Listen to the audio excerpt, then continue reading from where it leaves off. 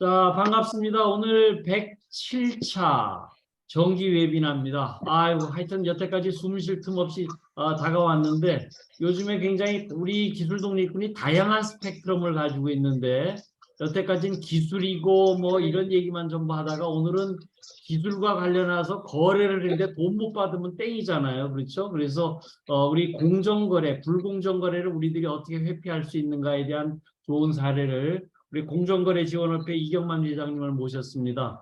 굉장히 바쁘신 분을 이렇게 모셔서 반갑고, 우리 이경만 회장님 자기소개를 좀 해주시는 동안에 제가 발표 자료를 좀 준비하겠습니다. 자, 우리 이경만 회장님 초청했어요. 박수 한번 해드릴까요? 예, 반갑습니다. 예, 저는 공정거래위원회에서 오랫동안 근무하다가 한 7년 전에 나와가지고 공정거래에 관련된 행정사업을 하고 있습니다. 그러면서 이제 공정거래지원협회를 만들었고, 불공정거래 때문에 어려워하는 중소기업들을 돕는 일을 주로 하고 있습니다. 지난 7년간 제가 경험했던 모든 해결 방법을 이 한 3장에 다 담았습니다. 그래서 정말 우리가 그 사업을 하는 데서 제일 중요한 게 납품을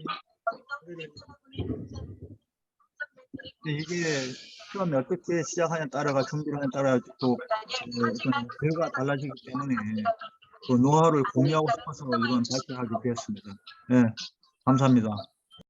자, 이제 발표 자료 하시고 우리 아시아 비즈니스고 그 얘기도 하시고 자기소개를 먼저 좀 해주시고 이 얘기를 하시는 게 좋을 것 같은데요. 아, 그래요? 예. 제가 하고 있는 일이 크게 보면 이제 두 가지인데, 하나는 이제 공정거래 전문 행정사업이 한 60~70% 되고, 그 다음에 한 20~30%는 제가 OECD 한국신다 본부장을 했습니다. 그 할 때 아시아 지역 국가 공무원들을 많이 만나게 되고, 이게 이제 각 나라에 한 장차관들이 140명 정도 있었는데, 이분들을 잘 인맥 관리하면 우리나라 기업이 아시아 시장 진출할 때 큰 도움이 되겠다 싶어서 아시아 비즈니스 동맹을 만들고 이제 의장으로 활동하고 있습니다.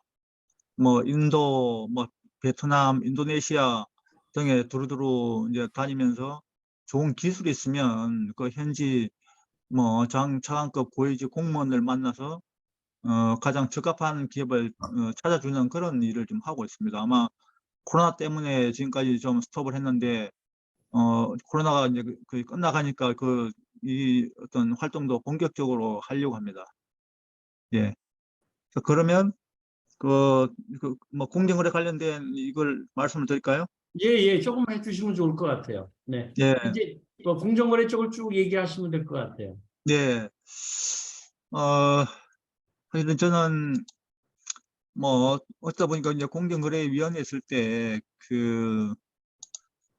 주로 이제 하도급 관련 사무관, 그다음에 서기관, 과장을 두루두루 하게 됐습니다.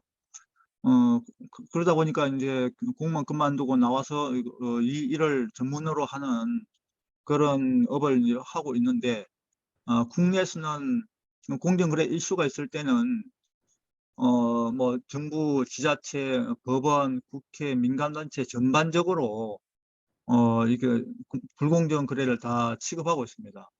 근데 만약에 문제가 발생했을 때 어디로 가는 게 가장 좋으냐? 응? 현실적으로 중소기업은 뭐 돈이라든지 맨파워가 없기 때문에 본인이 갖고 있는 문제를 정부나 법원, 국회, 민간단 중에 어디로 가서 빨리 해결하는 게 중요한 걸 판단해야 되는데, 그런 점에서 제가 이 표를 가지고 좀 팁을 드리도록 하겠습니다. 만약에 자기 갖고 있는 문제가 하도급 문제, 예를 들어서 뭐 제조업 분야나 건설 분야에서 하도급을 받아가지고 납품을 했는데 이게 제대로 뭐 납품 자금을 못 받는다 하는 경우에는 대부분 하도급 사건이 됩니다.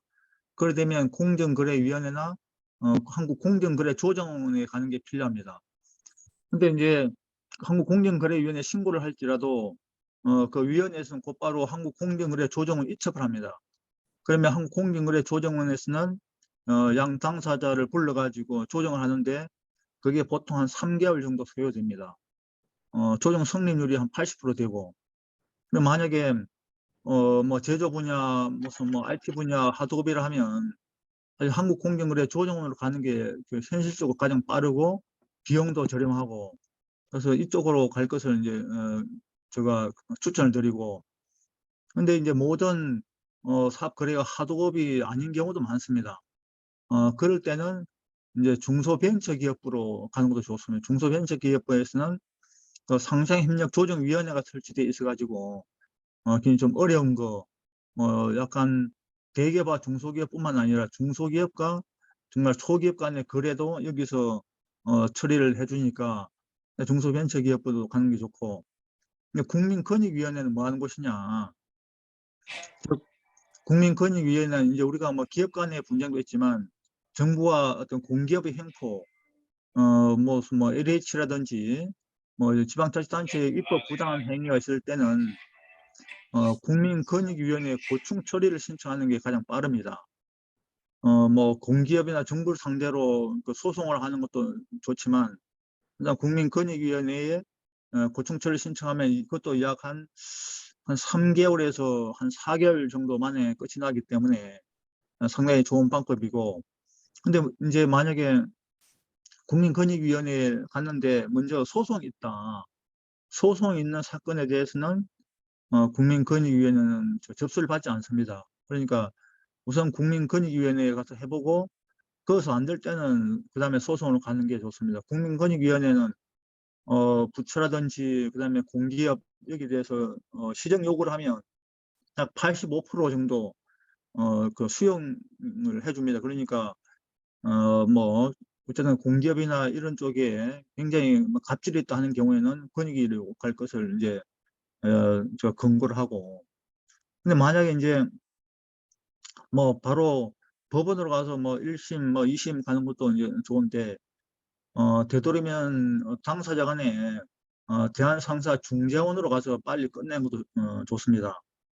근데 중재원에 가려면 뭐그 갑을간에 중재원에 가서 끝냅시다라고 합의를 해야 되고, 근데 이제 만약에 그 계약서 안에 분쟁이 발생했을 때는 대한상사 중재원에 가서 뭐 끝낸다라고 한다면 설사 그 소송을 가더라도 판사가 계약서에 대한상사 중재원에서 분쟁을 끝내기로 했기 때문에 대한상사 중재원으로 가라고 합니다. 그래서 향후에 우선 계약서를 체결할 때 마지막에 분쟁이 발생할 때는 대한상사 중재원에 가서 마무리한다라는 조항을 넣는 게 중요합니다. 왜냐하면 대한상사 중재원에 가면 약 한 7개월 정도 시간이 소요됩니다. 어쨌든 간에 대한상사 중재원도 무슨 뭐 50대 50, 60대 40, 70대 30 중재를 해주는데 법원에 가서 또 마찬가지입니다.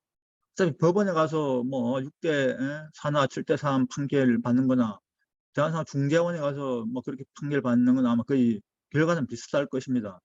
그러니까 대한상사 중재원에 가서 하고, 만약에 거기서 도저히 뭐 중재가 안 되면 그 다음에 이제 법원에 가는 것도 좋습니다. 그 다음에 이제 정말 삼성이나 뭐 LG, 현대차 같은 국내 대표적인 재벌들에 관련된 사건도 있습니다. 만약에 그렇다면 을지로위원회, 국회의 어떤 기구에다가 업소하는 것도 좋습니다. 이럴 때는 개별 기업이 가서 무슨 어필하기보다는 이제 그 업종에 있는 몇 개 기업이 같이 집단 민원으로 뭐 을지로위원회나 국회 상임위로 가는 게 좋습니다. 안 그러면 개별 기업 민원은 뭐 국회가 그 어떤 민원 처리 기관이나 이런 또 어떤 이유가 있기 때문에 그래도 단체로 하는 게 좋을 것 같고, 이제 어제 저기 그런 상담이 하나 들어왔습니다. 그 모 공기업이 엄청 횡포를 심하게 부리는 그런 사안입니다.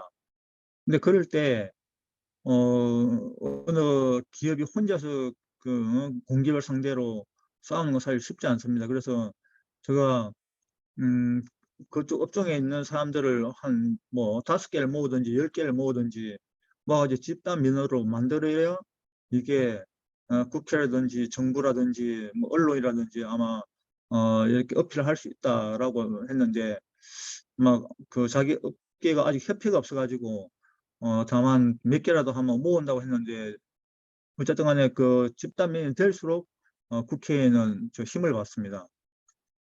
그러면 이제 민간단체 분쟁조정협의회가 있는데 이거는 저 건설 분야, 뭐 제조 분야, 뭐 건설협회는 이제 건설 분야에 저 분쟁조정협의회가 있습니다.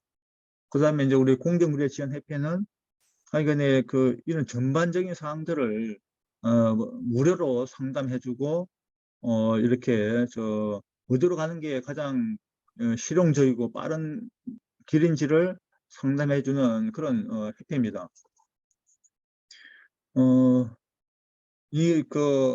전체 우리나라가 어떤 붉은 노래를 푸는 모든 어떤 시스템을 망라했는데 딱 문제가 발생했을 때는 뭐 기업의 어떤 재무적 상황 또 뭐 상대방과 거래를 계속 할 건지 여부 이런 것을 봐가지고 이 중에서 어디로 가는 게 현실적으로 빨리 해결할지를 판단하는 게 제일 중요합니다. 예를 들면 이런 경우가 있었습니다.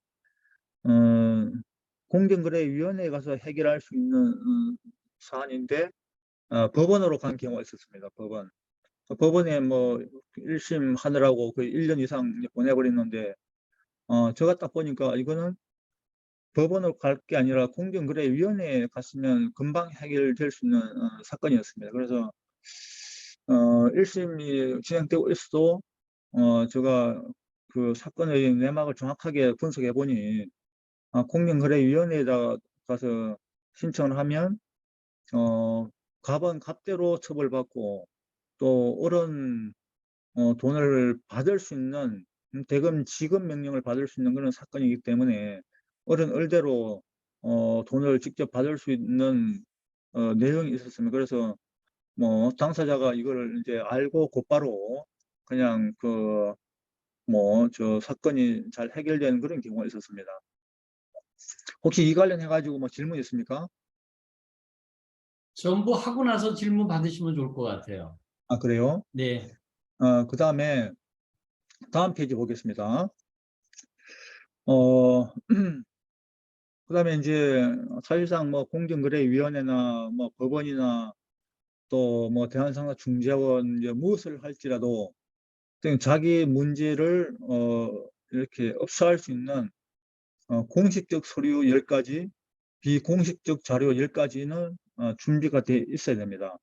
이런 것들이 없이 그냥 자기 뭐 어떤 업소하는 식으로 해가지고는 사실 상대방에게서 의미 있는 성과를 거둬내기 어렵습니다. 예를 들면 공식적 서류에 뭐 견적서라든지 이런 것을 이제 제일 중요한 게 이제 견적서를 제출할 때인데 이럴 때는 굉장히 시간이 촉박한 경우에 굉장히 문제가 있습니다. 시간 촉박한 상황에서 물량이 얼마 되는지 그다음에 견적 어떤 금액이 적정한지를 이렇게 다 뽑아내는 것은 상당히 리스크가 있는데 그럴 때는 금액이 예를 들어서 우리가 그래도 계산을 해보니까 뭐 전체 원가가 예를 들어서 뭐 1억이 들어간다라고 한다면 상대방이 준 그 물량 내역은 뭐 80%밖에 안 된다. 그러니까 20%나 이렇게 낮습니다라고 하는 의사 표시를 명확하게 할 필요가 있습니다. 그냥 너무 우리 원가에 미치지 않는 그런 금액입니다라고 말하는 것보다는 금액이 원가에서 뭐 85%밖에 안 됩니다. 15%나 부족합니다. 뭐 20%나 부족합니다. 이렇게 분명하게 이야기도 하고 또 카톡이나 문자나 이렇게 회의석상에서 말을 해둬야 이게 나중에 문제가 발생했을 때 부당한 하도금 결정이 될 수 있습니다. 그러니까 어떤 서류라든지 말을 할 때는 구체적 어떤 금액이나 퍼센테이지를 꼭 이야기하라고 하는 의미입니다. 그다음에 이제 뭐 그 현장 설명서, 뭐 내역서, 시방서 좀 그런 것들은 필수적으로 확보를 해야 되고, 그다음에 이제 계약서도 뭐 물론 다 갖고 있겠죠. 예. 근데 이제 중간에 그 추가 작업이나 뭐 설계 변경으로 인해서 그 계약서를 바꿔야 되는데 이제 바꾸지 않기 때문에 이제 문제가 있는 경우가 있습니다. 이럴 때는 어 가독법상 계약서 추정 제도가 있습니다. 예를 들면 전체 거래 어떤 계약 금액이 10억이다. 근데 한 10개월짜리 이제 10억인데 한 5개월, 6개월 돼서 이게 벌써 10억이 아니라 뭐 15억이 이제 넘어서는 거예요. 추가 공사나 뭐 설계 변경 때문에. 근데 15억짜리 되는 그 변경 계약서를 작성을 해야 되는데 이제 안 하고 넘어가는 경우 많죠. 그러면 사실 나중에 엄청난 문제가 발생합니다. 그래서 되도록이면 이제 변경 계약서를 중간에 한번 청산을 하고 넘어가는 게 좋다. 그런데 안 해주니까 문제가 생기겠죠. 예. 이제 이럴 때는 어리 계약서에다가 변경 계약서를 만들어서 도장을 찍어서 어 상대방한테 가한테 보냅니다.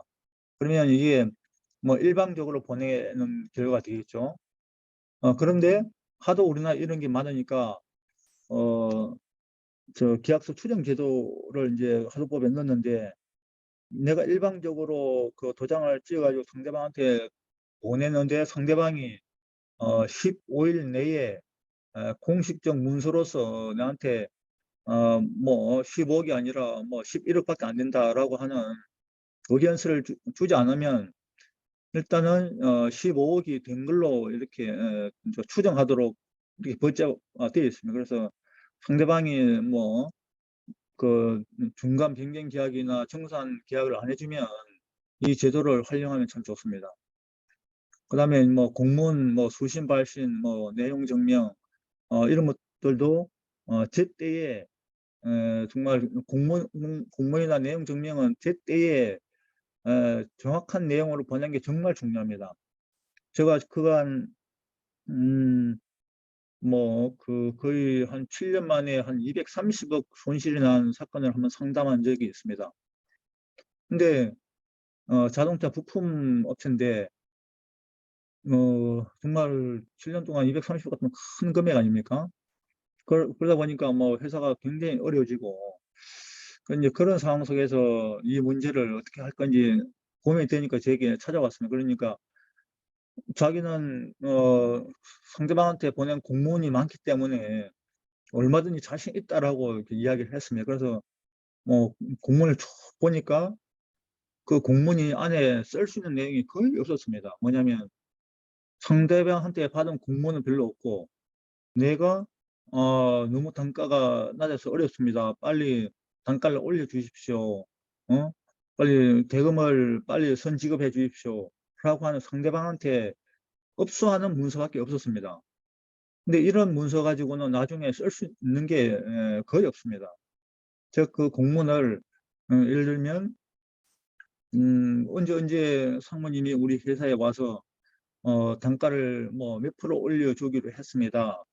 근데 아직까지 단가 뭐 15% 올려준 그게 약속 이행이 되지 않으니 빨리 15%를 언제부터서 올려서 적용해 주십시오. 라고 하는 내용이 금액과 어떤 시기가 특정돼야 그 공문의 효력이 있습니다.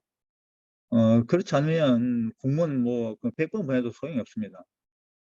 그다음에 상대방하고 이제 현안 관련 현장 회의를 많이 하는데 이럴 때마다 그 어떤 회의 결과를 가지고 상대방한테 서로 사인을 하는 경우가 많습니다. 근데 상대방이 갑이 사인을 잘 안 하겠죠, 그죠? 회의로 공유를 잘 안 하는데, 자, 그럴 때는 회의하고 난 뒤에 회의 결과를 상대방에게 정리해서 일단 보내야 됩니다.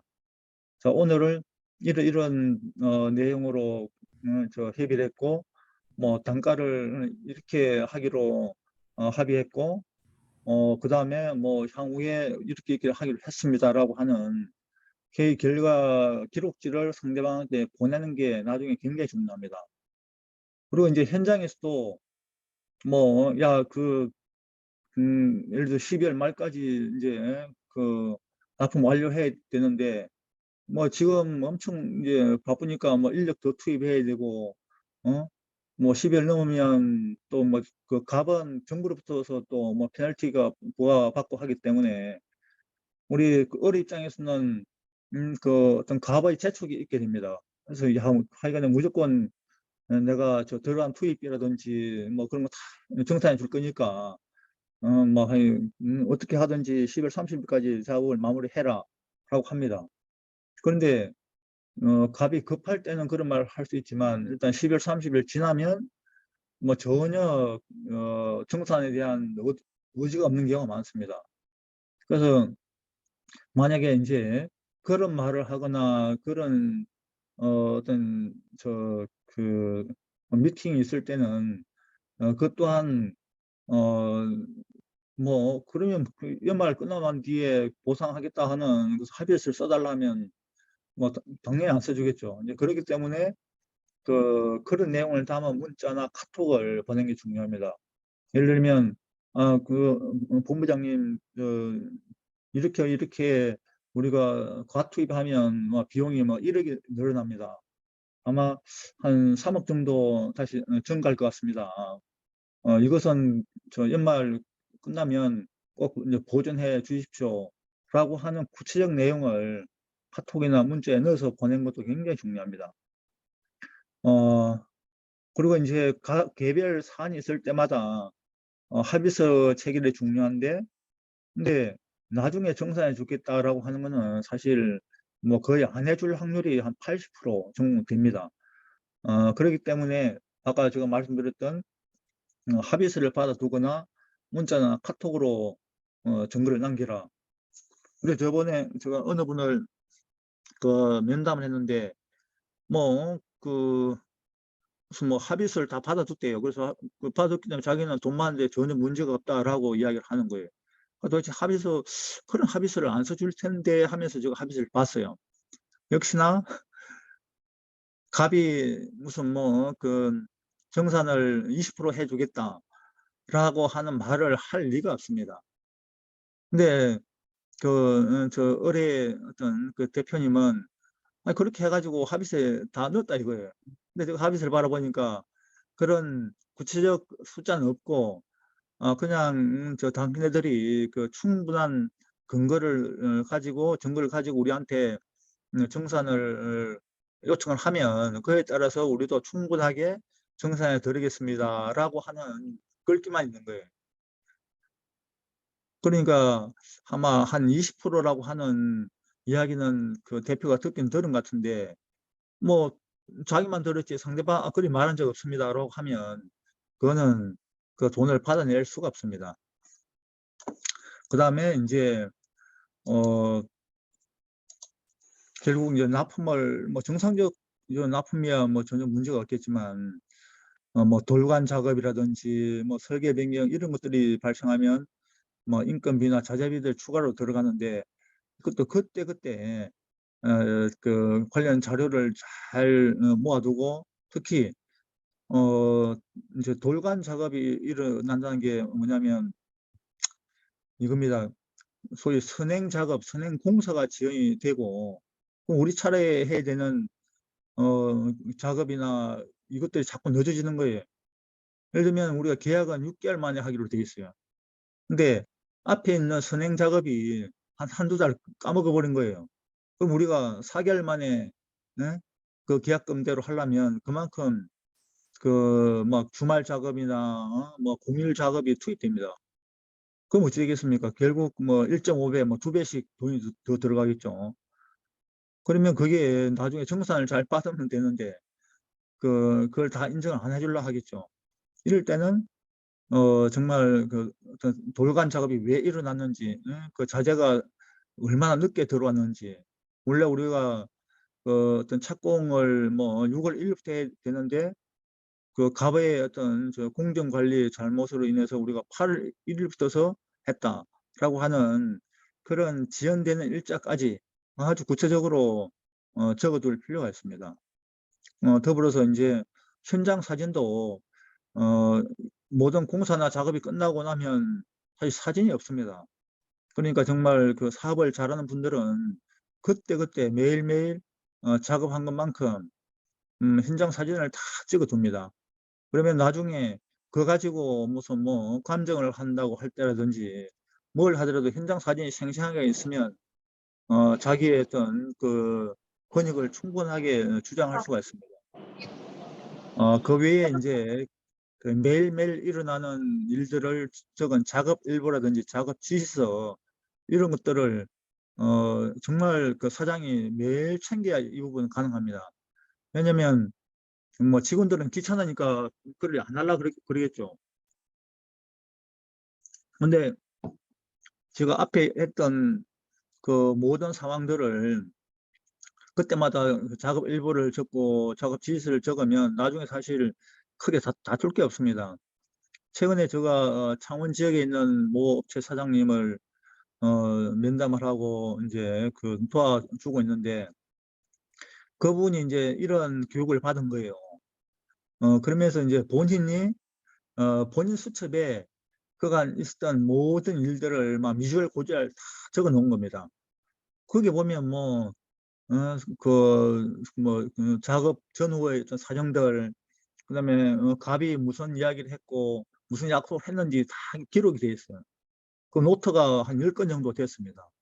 그 정도로 철저하게 기록을 남기면 사실 이런 문제가 발생하더라도 크게 두려워할 게 없습니다.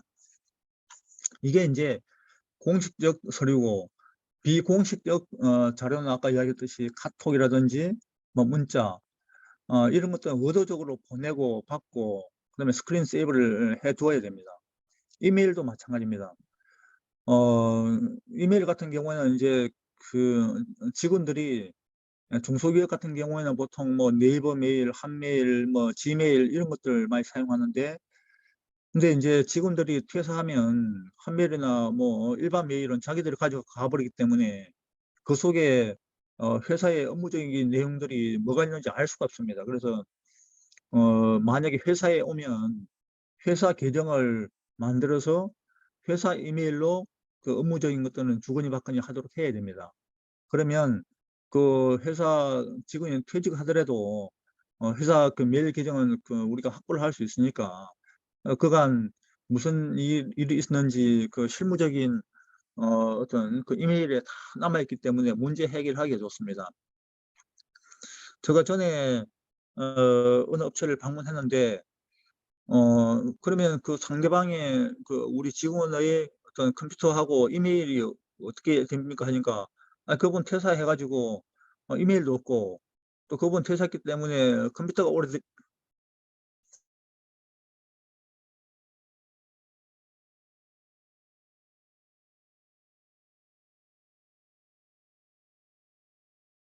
우리 저기 이경만 회장님 지금 목소리가 안 들려요.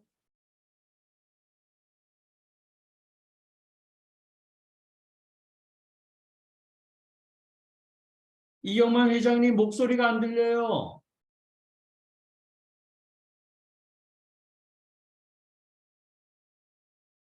이게 방송 사고가 생긴 것 같습니다. 우리.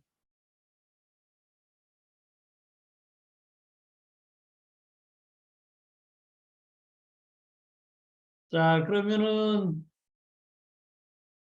이경만 회장님 지금 목소리가 전혀 안 들립니다, 지금. 그렇게 하면은 제가 일단은 제가 조금 진행을 좀 맞아 하겠습니다. 어, 현장 직원의 당일 내부 보고서 생생하게 정리되면 걱정이 없을 것 같고요. 업무용 노트 포켓 수첩 적자 생존 적어야지 살아남는다입니다. 이게 그 부분하고 주간 업무 보고서 현장의 문제 사항이 정리된 내용을 정리 원인 대책을 좀 하는 부분이 비공식적 자료로 중요하고요. 제3자 녹취록 또는 확인서 큰 문제가 되기 전에 웃으면서 미리 이제 준비해야 될 부분 얘기하셨고 그다음에 퇴직자의 업무 관련 서류 PC 등에 있는 뭐 이메일도 좀 확보해 되어야 되고요. 추가 및 돌관 작업 원인 정리에 대한 부분에 대한 부분도 이런 부분이 전부 정리가 됩니다. 모든 게 증거주의거든요. 그래서 이런 부분이 굉장히 중요할 것 같아요. 지금 이 부분이 되고 뭐 그다음 장까지 제가 마저 설명을 좀 드려야 되겠네요. 우리 공정지원 거래 양식이 이런 부분이 있습니다. 그래서 이렇게 좀 그간의 건의 요청사항 향후 계획 그래서 이렇게 됐고요. 우리 집 기술 독립군의 가장 큰 웨비나를 하는 목적이요. 공정거래, 불공정거래 그러면 이경만 회장님하고 바로 연결하는 게 제일 좋아요. 이미지 메이킹을 하는 것이. 그래서 그런 부분으로 하는 게 좋을 것 같습니다. 자, 이 부분이 지금 현재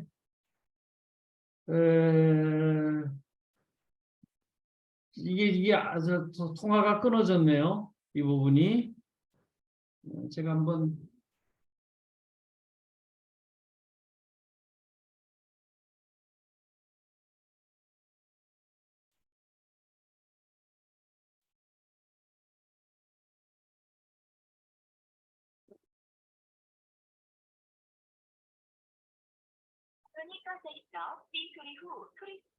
전원이 꺼져 있다고 그러네요.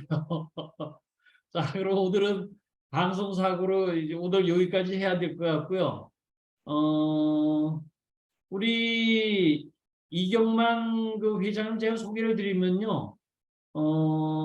행정고시 출신이고요. 이쪽 관련해서 공정거래위원회라든가 이런 부분에 굉장히 얘기를 많이 했고, 아까 아시아 지역 협의체 이 부분은 OECD 사무총장을 했어요. 그래서 장차관 그 당시에 담당하고 있던 공무원들이 지금 거의 장차관이 됐대요. 아시아 지역에. 또 그런 부분에 같이 할 수 있는 부분으로 연결을 하면 좋을 것 같습니다. 하여튼 오늘은 아니 지금 폰이 폰이 배터리가 배터리 아웃돼서 아웃됐다고 얘기 나왔네요. 곧 연결하신대요. 연결한다고 나왔어요. 네. 이게 갑작스러운 이렇게 펑크가 나가지고서 이게 제가 이 방송국이 기술독립군 방송국이 아직 이렇게 이 미완성입니다. 이경만 회장님이 그 입지전적인 사람인데요. 하여튼 이 동서기부터 출발한 분입니다. 저기 그래서 방송사고 대비책을 제가 키키 방송으로 하려고 좀 준비를 하고 있습니다. 지금 이진호 박사님 아시죠? 이진호 박사님. 예, 예, 제가 지금 방송을 하려고 지금 키키 방송을 하려고 준비를 하고 있습니다. 지금 안 그래도 뭐 바로 하시죠. 뭐 그렇게 어렵게 생각하십니까? 플랜 B로 준비를 하고 있는데 예, 이게 죄송합니다. 예, 여보세요? 이제 다시 들어오셨네. 이거 내가 폰으로 하다가 폰 배터리 아웃이 되어버렸네. 그래요. 자, 제가 저도- 대충 웬만큼 말씀드렸고요. 예. 뒷장 그 공문 양식까지 말씀을 드렸는데 공문 양식에 좀 뭐 특별한 부분이 있는가요? 공문, 제가 아까 말씀드렸듯이, 그 공문도 추상적으로 보내가지고는 그 나중에 사용할 수가 없습니다. 그래서 공문을 보낼 때는 그 크게 보면 세 문단, 예? 이제 그간의 경위를 구체적 내용을 넣어서 쭉 이렇게 이러쿵저러쿵 하되 그 문단 하나하나에 대해서 우리가 첨부 서류, 입장 서류를 다 붙여야 됩니다. 그 붙이려면 제가 앞서 이야기했던 그 있지 않습니까? 제가 그 공식적 서류, 비공식 자료 이런 것들을 전부 다 붙여야 이게 공문이 힘이 생깁니다. 힘. 나중에 법률적 효과가 발생하는 힘이 있기 때문에 이런 식으로 그와의 경위가 정리돼야 되고, 그러니까 요청사항도 그냥 우리가 어려우니까 빨리 대금 결제해 주십시오. 그 저번에 단가 인상해 주기로 했기 때문에 빨리 좀 보전해 주십시오라고 하는 추상적 문구 아무리 써보는 소용없습니다. 그래서 요청사항은 언제까지 얼마를 지급해 주시기 바랍니다 라고 하는 내용을 확실히 넣어야 됩니다. 이게 하나의 그 소송을 가든지 공정거래위원회에 가든지 중요한 단서가 되기 때문에 정말 구체적 내용은 넣으면 넣을수록 좋다. 그다음에 이제 마지막 향후 계획, 만약에 이런 상황이 되지 않을 때는 국가기관에 호소한다, 민사 절차를 진행한다, 또 이게 하도급법에 적용되면 뭐 대검 지급명령이다, 과징금이다, 특히 지연이자가 15.5%입니다. 하도급 대금을 예를 들면 뭐 지난 그 6월 1일부터 받았어야 되는데 못 받은 경우에는 지연이자가 15.5% 계속 불어나오고 있기 때문에 상대방이 그걸 견딜 수 있는 방법이 별로 없습니다. 그래서 이런 식으로 저 내용 증명이나 공문을 확실하게 보내야 이게 나중에 무엇을 하든지 뭐 소송이나 공정거래위원회 갔을 때도 아주 상대방을 설득할 수 있는, 우리가 이길 수 있는 좋은 공문이 됩니다. 이 공문도 딱 때에 맞게 보내야 될 때 보내야 되는데 그렇지 않으면 나중에 뭐 타이밍 놓치고 하는 경우에는 또 어려워질 수가 있습니다. 그래서 이제 그런 부분들에 대해서 궁금하거나 하면 우리 협회에다가 연락 주시면 무료로 상담해 드리도록 하겠습니다. 예, 감사합니다. 저 오늘 이제 방송사고 중간에 있었는데 오늘 굉장히 잘 발표가 됐고요. 전문가한테 그냥 연결하면 돼요. 우리 공정거래 문제에 있어서는 우리 이경만 회장님한테 얘기하시면은 무료 상담 이렇게 할 수 있고, 그 다음에 나중에 일이 진행되더라도 스페셜 디스카운트 이렇게 하실 수 있는 부분에 대한 부분이 적용되시는 거죠, 우리 이경만 회장님? 예, 예, 예. 예. 자, 그럼 우리 제가 채팅 좀 관련해서 말씀드리겠습니다. 채팅 한번 보실까요? 예. 채팅 보시고서 저 질문, 저 대답을 좀 해주시면 좋을 것 같아요. 공정거래 관련 문제 분쟁에 잘 들었습니다. 준비하는 것이 제일 중요합니다. 그렇죠. 준비하는 게 제일 좋고요. 아시아 지역 협의체 구성하시는 건 말씀하셨는데 키키 방송 홍보할 수 있는 방법 알려주시면 좋겠습니다. 이거는 나중에 개인적으로 얘기를 좀 하시면 좋을 것 같고요. 아시아 지역 그 협의체에 대해서 좀 구체적으로 한 3분 정도 얘기를 좀 더 해주시면 좋을 것 같아요.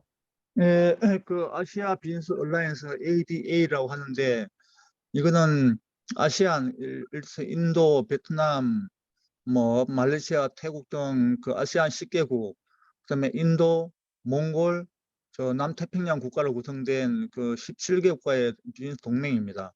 여기는 중국하고 그 일본은 빠져 있습니다. 이 나라에 있는 이제 고위직 공무원을 통해서 우리나라 기업이 그 나라 진출할 때 그분들이 그냥 뭐 자기 친구들이 다 저 재벌 회장이고 대기업 오너기 때문에 그분들 통해서 하면 그냥 믿을 수 있는 사업 파트너를 찾을 수 있다. 그런 차원에서 이게 저 아시안핀 동맹을 만들어 놓은 겁니다. 그래서 뭐 코로나 끝나고 하니까 그 내년에는 이제 인도에도 그 ABA 인도 지부를 만들고 지금 베트남하고 인도네시아는 2년 전에 만들어 놨습니다. 그래서 이제 내년에는 그 말레이시아, 태국까지 ABA 지사를 만들 작정이고, 근데 굉장히 좋은 기술이 있고, 그 나라에 뭔가 좀 판매가 가능하다. 라고 하면 이제 ABA 제게 연락 주시면 되고, 그다음에 이제 뭐 인도네시아 진출하고 싶습니다. 라고 하면 인도네시아에 우리 업종에는 어느 기업이 있다. 근데 그 기업 리스트 5개를 주시면 그 기업 리스트 5개의 오너를 찾아보는 게 쉽더라고요. 그런 식으로 해외 진출을 할 수 있는 여건이 되어 있으니까 잘 활용하면 좋겠습니다.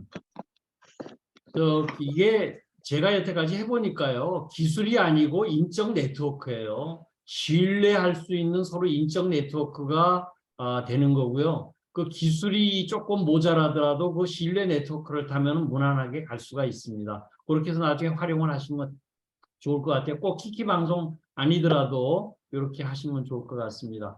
해외 분쟁 발생 시에도 좀 설명이 가능하신가요? 해외 분쟁이요? 해외 분쟁, 그, 해외 기업과의 분쟁 사례 발생.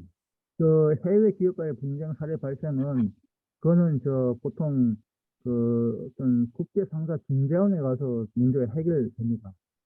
근데 이제 우리나라 기업 간에 해외에서 무슨 문제가 발생했다라고 한다면 그 법인이 국내에서 둘 다 국내에 법인을 두고 있으면 국내법으로 해결을 하지만 국내 기업하고 해외 현지 법인 간에 분쟁이 생긴다 하면 그는 결국 계약서에 따라서 해결하는 수밖에 없는데, 그럴 때 이제 계약서는 제한상가 중재원이 중재 결과를 따른다고 하는 게 훨씬 빨리 해결되겠지 않습니까? 향후에 계약서에서도 꼭 제한되겠습니다. 그러니까 해외 기업하고 할 적에 계약서에다가 상사 중재원 그 얘기를 집어넣는 사례가 굉장히 많아졌으니까 그런 부분에다 좀 구체적으로 하시는 게 좋을 것 같아요.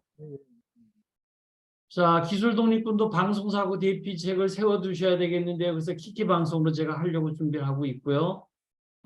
구체화해서 교육고제를 만들면 좋겠습니다. 얘기를 하셨는데요. ABA를 통하는 사업이 성사되는 경우 수수료는 어떤 방법 얼마나인가요? 얘기 나왔네요. 우리 오병훈 대표님이. 우리 이경만 회장님. 네.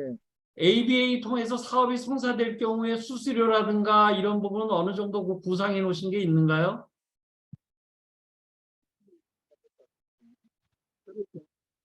아직도 방송사고가 돼서 잘 지금 계속 목소리가 안 들리는데 이 부분은 나중에 제가 잘 연결할 수 있도록 하겠습니다. 자, 하여튼 질문 직접 하실 분 있으면 좀 돌린가요? 자, 이경만 그러면 회장님, 이광식인데요. 네네, 이광식 박사님. 네, 제가 좀 관련돼 있는 그 바나디움 레독스 배터리 기술 요거 이 회장님하고 해가지고 한번 상의해서 동남아 쪽에 가능한지 한번 타진해 보면 좋겠습니다. 예, 그래서 한번 인도도 좀 관심 있는 거라서 인도 국방부 쪽에서도 좀 관심 있는 사업들이거든요. 예. 네. 그러면은 제가 우리 이광식 박사님하고 이경만 저 회장님하고 같이 제가 전부 카톡방을 만들어 드릴게요. 네, 네, 네, 알겠습니다. 제가 한번 그렇게 찾아뵐게. 네, 네, 그렇게 하시면 좋을 것 같아요. 네, 네. 자, 다른 질문 없으시면은 우리 이경만 회장님 아까 얼굴 빨개졌죠? 갑자기 저 폰 아웃돼 가지고. 자, 우리 저기 회장님. 이경만 회장님께 큰 박수 함께 한번 끝내도록 하겠습니다. 네, 가을 단풍 수고 많습니다. 예. 네.